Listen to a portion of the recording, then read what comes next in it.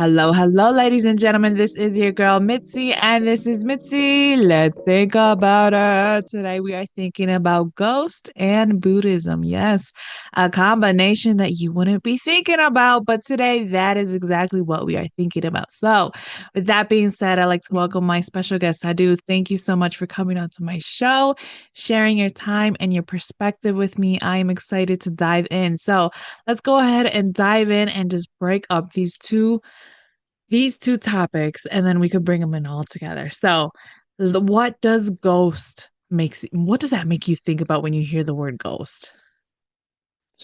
Uh, I mean, that's kind of a loaded question. In general, when I think about ghost, I think about work. Interesting. And when you think about Buddhism, what does that make you think about? It's just my overarching community at this point. I live in Thailand, so I'm very immersed with it. Even if I didn't want to be, it's just part of the culture. Yeah, most definitely. I hear over there it's very it's just normal. You know what I mean? It's just like normal day to day, just walking past the temples, just seeing people praying, just seeing the buildings. And I mean, everything is just as if out here in America, you would just see people see buildings and things like that. It's just a normal day over there in Thailand. So it is interesting that you say work. Um, so I have to ask you, when you say work and you think of ghosts, I don't want to dive in so much into that yet because I really want to know, when did you first experience a ghost? I experienced something other than a ghost younger. I experienced my first ghost later on, and it was spirit of a friend of mine who had passed away when we were in high school, and it wasn't a very positive encounter. And that was the first time that I met a ghost that was not only showing itself in phenomena wise, like undeniable, like not, I think I hear a ghost, I think I see a ghost. No, like there is actually a ghost up in this house. Like, but it was more troublesome because it was threatening behavior, and it was very much so not how my friend was. And this was someone that hadn't been able to come to grips with the reality of how they passed, which was a very violent nature. And this was someone, in the essence of who they were, that had become corrupted. How old are you? You said you were very young, but what is very young for you? Because you already seem young already. I'm So, 34 now. But I was around 17 when that happened. oh, okay. Okay, I see what you're saying. I mean, I've always experienced ghosts. I think my first encounter where they were just actually there, where I was living in an apartment with my mom and my sister, and you know the movie Grudge? You remember the movie Grudge? Yeah. Yeah. Okay, so um it kind of reminded me of that little boy because he would look like him. He would always watch me from a distance.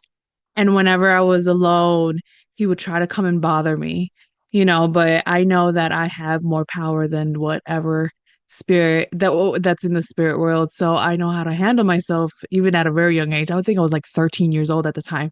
And I like told it to leave and then it left, but it always lingered around and always followed me in the apartment because it was just curious because one, I noticed him. Two, I told him to leave. And three, he was just amazed at the fact that I can see him. You know what I mean? Because sometimes they can be amazed at the fact that you can see me. And I'm just like, yeah, yeah, I can see you. You're there. Is it, I mean, for your line of work, I mean, what exactly you mean when you do work now? I mean, now that we kind of got an idea. Well, for example, on The 24th, I'm gonna be going and seeing one of my teachers who is just getting back from Japan, and he's known as the famous Ghost Master of the North up here in Chiang Mai, and he lives in the Charetanan village, like out to the east a little bit. So I go out to him and make lamku, which is like an offering for the teacher, and in the offering, so he's I'm also known as Najarn, which is like a shaman in the traditions of Thai animism. But he's a very, very famous Ajarn specifically for ghost magic.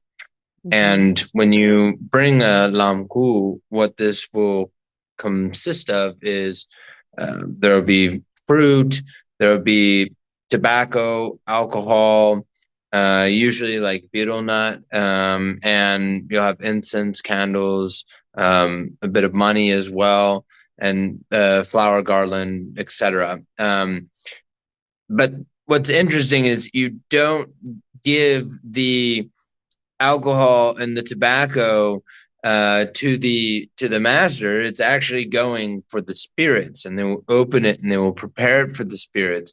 And this is because in the animistic traditions of Thailand, ghosts are ever present, and you either appease them and you work with them, or you fear them.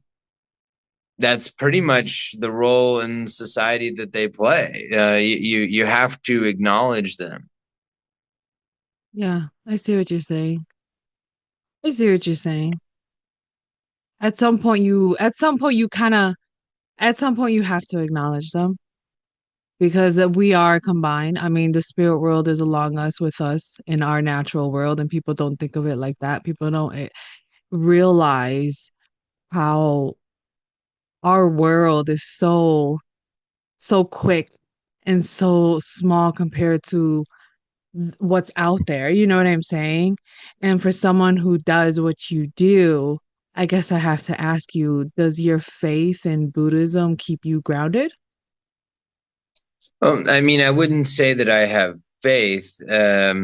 Buddhism is a spiritual science. Uh, it's a practice and an exploration that can be done alongside, Christianity and Islam and many other, practices of faith based like religions. For me, Buddhism is more or less an aspect of life, or a pair of glasses that I prefer the tint of better for um, perspective and understanding. And then once I can view it through that lens, I can kind of switch over to another pair and be like, okay, how does this compare? Like, is it stronger? Is it worse? You know what I mean? Like doctor showing you different eye prescriptions, right? Yeah, Um, it's a helpful lens of looking. yeah. I see what you're saying. It keeps you able to keep going in each position that you have to play in or whatever what comes in front of you, it sounds like. Is that right? Yeah, pretty much. I'd say that's an accurate way. Okay, okay, cool, cool. Just making sure that I'm in understanding mode. You know what I mean? I'm not completely lost or far out there. So I have to ask you, what is the most like intense or scariest moment that you had with a ghost? Mm, there's been a lot of those. I mean, for me, those moments would have been more with something other than a ghost, um, because this field is so complex. I mean, we got to look at the environment as being much wider than we perceive, just with our standard senses. I mean, when you look at the amount of rods and cones in our eyes, uh, just because this is how we see the world doesn't mean on the infrared spectrum that that is clearly defined as all there is. And there are Yes. quasi-physical beings with malevolent intent that are not quite from this dimension specifically. So sometimes you deal with predatory entities, um, and that is where I've had the worst experiences. And I do casework, as I call it, which is where I go and I help people. So I do exorcisms, I do house calls, I do blessings and things like that. Some of the notable, highlights have been being levitated in front of multiple witnesses and slammed into a wall. That's happened. Um, Being choked by someone half my size who was being held down by two very big people as we were praying over, and they just boom knocked him over and right to my throat. I mean, I've had my own endurance of mental takeover, which has been the stuff of mental health nightmares. I don't even know where to begin. I don't think we have enough time to go into that. But my worst experiences, they all kind of blur together as one big nightmare. Yeah. So I'm really curious with the one with you said where it takes over. That is absolutely terrifying. I mean, how did you feel? I mean, what was going on? Did you feel trapped? I mean, like what was really going on in your mind when you were going through that? So you have to understand that whenever we're talking about a takeover, that there's two different aspects of how that can happen, and one is through contact exposure. Think of like how radiation affects people, because Okay. these things that we're talking about, these very malevolent entities, the whole point of when they induce a haunting and they stage towards things like possession is they're trying to create through fear and intimidation an environment that Correct. is more suitable for them. So they're trying Correct. to bring you down to their level. So Mm-hmm. continued exposure with them or going in and getting in deeper rapport with them to eject from the home, well, sometimes that contaminates you and it Mm, can infect you through um, what people would define as psychosis, okay. uh, derealization. You can have suicidal like ideations and Yeah. um, yeah, the hallucinatory factor is nightmarish, Yeah. and it can be quick and sudden onset. So Yeah. there's aspects of that, and then there is the other one, which is when you get in too deep of a connection, and you get like a neurological kind of like I call it glove testing.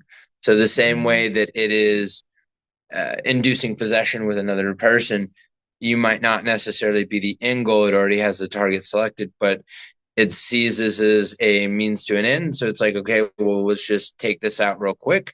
And just the same way when you put your hand in a glove and you're, stretching it, working it out, getting it situated, it can do that with, the uh, the nervous system of your body. It can make all kinds of funny things happen in your body and in your mind, and it's really hard to make it make sense no, in it a makes sense. streamlined way. Yeah. I But understand. No. I understand because I'm a type of person that when someone's talking, I can visualize, you know what I mean? I can visualize everything. I can visualize what you're saying. So yes, I see exactly what you're saying and it makes sense. It makes perfect sense. And it does sound intense and scary. Um yeah. Oof. Yes. Yes, that sounds intense. So how do you get yourself grounded? You know what I mean? How do you get yourself back to you? You know what I mean? Back to Sadhu and after you help people, after you go through these experiences, how do you get back to your center? well, the most critical aspect of that is what we call sadhana. And sometimes I have to do purging as well. When I do purging, this is kind of uh, a forceful rejection of energy, of toxin, really, in the system. And I have processes for that. But my main thing is a daily sadhana that focuses on um, three different things, and that is cultivation of energy, renewal or cleansing of energy, as well as kind of strengthening, be the equivalent of like lifting weights spiritually. And my sadhana also creates like protective warding because I'm going into a state of heart coherence, and that which is in a higher vibration, things Yeah. that are not within union with that are either going to sync up and get in line or they're going to be repelled. Yeah. My sadhana is usually composed of qigong, breath work, Mhm. and some aspects of like gratitude meditation as well. Oh, okay. Yeah. I mean, I can see how that can really help you get back to center, realign yourself, and most definitely like bring back your peace. You know what I mean? Bring back your peace when going through all that because man, you have to remind yourself that you have that and you have to kind of like stay sane. Stay sane because when you go through those nightmares, when you go through those torments, when you go through those type of things that, these entities can bring upon you. I mean, you really have to identify and separate yourself from reality and what is make believe. You know what I mean? Because not really make believe, but it's like they plant like it's like planting seeds, you know what I mean? And you have the right It's you have the illusionment. ability. Yeah, there you go. That's the word. I couldn't find it, but thank you. So, yeah. Oh my goodness, I feel like we could talk about this on, but I feel like time is catching up to us. So I'm really sad. Oh, goodness, we're gonna have to make another excuse for to bring you back onto the show, Sadhu, because we are having a good talk. So to start wrapping up the show, what can be some lasting words to keep us all thinking? No, I would say that whatever it is that you find yourself interested in, as far as like a spiritual practice or even something that you wouldn't necessarily consider spiritual, but just something you're passionate about, the first thing I always invite people to do is to try and evaluate the intentions of what they're seeking, what they're trying to do. Whether it's like you're trying to be a dancer or you're trying to be a meditation teacher, etc. What are the intentions behind what you're doing, and are you feeding those intentions? We're not talking about positive or negative. We're talking about the overall intentions. Are you feeding them, or are you blindly following something by passion? And I think when we put thought into the intention of what we're doing, we can get a greater result because we have a clearer path of where we're going. Absolutely. Thank you for saying that. Thank you for bringing up intentions because I have yet to come across somebody who brought up intentions. And I think that is something that I'm always constantly rechecking when it comes to my heart, to determining where my intentions are when it comes to anything that I put forward in front of me because that is so important because your intentions will tell you your motive. Your intentions will tell you if it's actually going to be working for you or not because selfish intentions will never get you what you want. It may get you a temporary, but it's never going to last. So it's like you always got to check your intentions. So, oh my goodness, I do. Yes. Oh my goodness. Okay, ladies and gentlemen. Oh, see, great conversations, great ways for you to keep on thinking. If you guys are interested in know more about Sadhu and all that he has to offer the world and all the other great conversations that he has with on other podcasts, because this man is busy. Please check him out. I have his photo with access to his website so that you can continue on thinking. So with that being said, bye.